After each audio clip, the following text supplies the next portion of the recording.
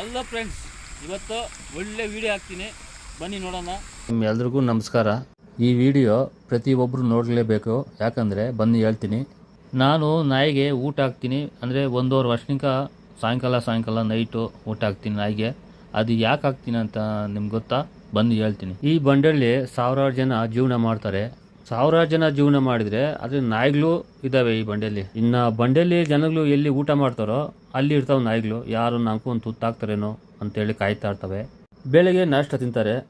ಅವು ಕೆಲವರು ಹಾಕಿದ್ರು ಇಲ್ಲಾಂದ್ರೆ ಇಲ್ಲ. ಹೌದು ಫ್ರೆಂಡ್ಸ್, ಸುಮಾರು 45 ಜನ ಊಟ ಮಾಡ್ತಾರೆ ಈ ಬಂಡ್ಯಾಗ. ಎಲ್ರೂ ಒಂದೊಂದು ತುತ್ತು ಹಾಕಿದ್ರೆ ಎಷ್ಟಾಗ್ತದೆ ಫ್ರೆಂಡ್ಸ್? 15 ನಾಯಿಗೆ ಹೊಟ್ಟೆ ತುಂಬ್ತದೆ. ಅವರು ತೊಳ್ಕೊಬೇಕು ನಮ್ಮ ಬಂಡೆಯವರು. ಫ್ರೆಂಡ್ಸ್, ಇವತ್ತಿನಿಂದ ಈ ವಿಡಿಯೋ ಯಾರು ನೋಡ್ತಾರೆ ನಮ್ಮ ಬಂಡೆಯವರು, ದಯವಿಟ್ಟು ಹೇಳ್ತೀನಿ, ಸ್ವಲ್ಪ ನಾಯಿಗೆ ಊಟ ಹಾಕಿ, ನಿಮ್ಗೆ ಒಳ್ಳೇದಾಗ್ತದೆ. ನಾನು ಅದೇ ಕೇಳೋದು ಫ್ರೆಂಡ್ಸ್. ಮತ್ತೆ ಮಧ್ಯಾಹ್ನ ಊಟ ಬರ್ತದೆ. ಕೆಲವರು ಹಾಕಿದ್ರು ಇಲ್ಲಾಂದ್ರೆ ಇಲ್ಲ. ಸರಿ, ಓಕೆ, ಅವ್ರಿಗೆ ಸೇರಿದ್ದದು. ಮತ್ತೆ ನೈಟು ಯಾರು ಹಾಕ್ತಾರೆ ನಾಯಿಗೆ ಊಟ?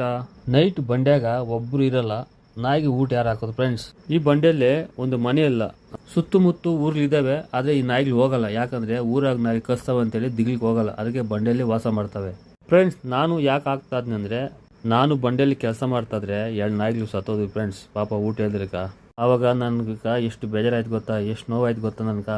ಅರ್ಕೊಂಡೊಂದು ಐಡಿಯಾ ಮಾಡಿದೆ. ಹೆಂಗೆ ನಾನು ಲೋಡ್ ಗಾಡಿ ಹೋದ್ರೆ ನಮ್ಮ ಓನರ್ 1000 ರೂಪಾಯಿ ಕೊಡ್ತೇನೆ ರೋಡ್ ಖರ್ಚಿಗೆ, ಪೊಲೀಸ್ ಸರ್ಕಂತೇಳಿ. ಏನೋ ಬಾದ್ ಬಿದ್ದು ಅದರಲ್ಲಿ 200-300 ಉಳಿಸ್ಕೊಂಬೋಗ್ತಾನೆ ಅಂತೇಳಿ ಒಂದು ಐಡಿಯಾ ಮಾಡಿದೆ ಫ್ರೆಂಡ್ಸ್.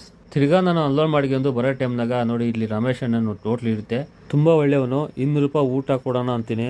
ಸುಮಾರು ಫ್ರೆಂಡ್ಸ್ 20 ಜನ ತಿನ್ನೋಷ್ಟು ಊಟ ಕೊಡ್ತಾನೆ ನಾಯಿಗೆ ಮಾತ್ರ ಸಾಯಂಕಾಲ ಟೈಮ್ನಾಗ. ಇದು ಹೋಟ್ಲು ಎಲ್ಲಿರಲ್ಲ, ಬೌಂಡ್ರಿ ಗೇಟಾಗ ಇರೋದು. ಸುಮಾರು 1.5 ವರ್ಷನಿಕ ನಾನು ನಾಯಿಗೆ ಊಟ ಕೊಡ್ತೇನೆ ಫ್ರೆಂಡ್ಸ್. ಓಕೆ, ನಾನು ಮಾಡಿದ್ದು ಒಳ್ಳೇದ ಕೆಟ್ಟದ ಒಂದು ಕಮೆಂಟ್ ಮಾಡಿ, ಹಂಗೆ ನಮ್ಮ ರಮೇಶ್ ಅನ್ಕ ಒಂದು ಲೈಕ್ ಮಾಡಿ, ಹಂಗೆ ನಮ್ಮನ್ನು ಫಾಲೋ ಮಾಡ್ಕೊಳ್ಳಿ. Okay, bye friends.